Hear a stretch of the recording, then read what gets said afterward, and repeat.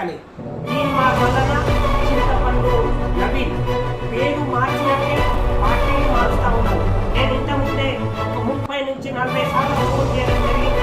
మా వలనకు చింతపండు నవీన్ ఫోన్ చేస్తే 50 ఫోన్లు 50 సార్లు ఫోన్ చేస్తే ఒక్కసారి కూడా ఫోన్ ఎత్తలేదు.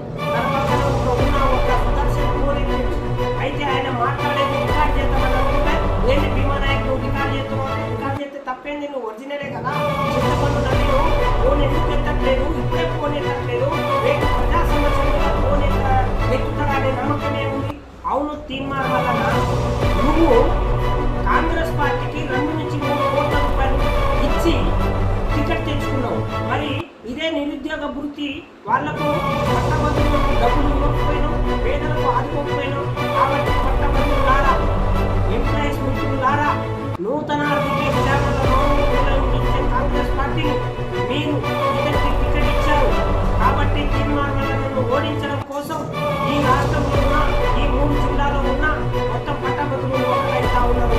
ఇప్పటికే తీర్మానం వలన, మట్టేవారి తీర్మానం వలన, మంచి అవకాశవాది తీర్మానం వలన ఈయన రేపు కనుక మళ్ళీ గెలిస్తే కూడా కాంగ్రెస్ లో ఉండాలా అనేది నమ్మకం ఉందా? నువ్వు నిన్న కాక మొన్న మన ఎమ్మెల్సీ నామినేషన్ వేస్తున్న సందర్భంగా నేను పూర్తిగా చివరి వరకు నేను ఈ కాంగ్రెస్ పార్టీ నేను చనిపోయేంత వరకు ఈ కాంగ్రెస్ పార్టీలోనే ఉంటానని ఒక అప్డేట్ ఆశిస్తావా? నీ మీద నమ్మకం లేదు, నువ్వు పూర్ణకు పార్టీ మారుస్తావు. మొన్న బీజేపీ మీద కేసులు భారీగా అయ్యేసరికి బీజేపీ బయటకు వచ్చి మళ్ళీ సొంత పార్టీ సొంత పార్టీ నుంచి మళ్ళీ సొంత టీం చేసిన మళ్ళీ కాంగ్రెస్ మళ్ళీ బయటకు వచ్చి మళ్ళీ కాంగ్రెస్ నీకు ఎవరు నమ్ముతారు? కాబట్టి తీర్మానం వలన నేను నీకు ఫోన్ చేస్తే ఫోన్ ఎత్తట్లు.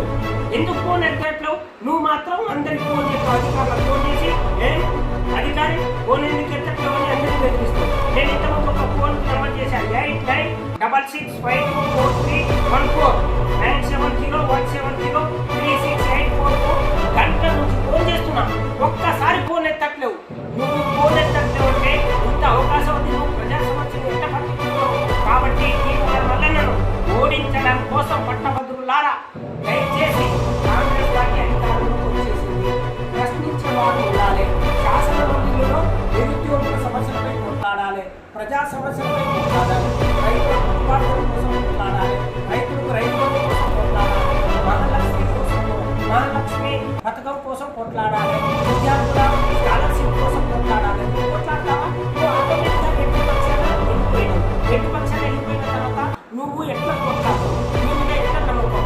కాబట్టి 25 సంవత్సరాల వరకు కొట్లాడుతున్న బహుజనవాది Bheema Naik SC ST BC minority మిత్రులారా దయచేసి ఆలోచించండి.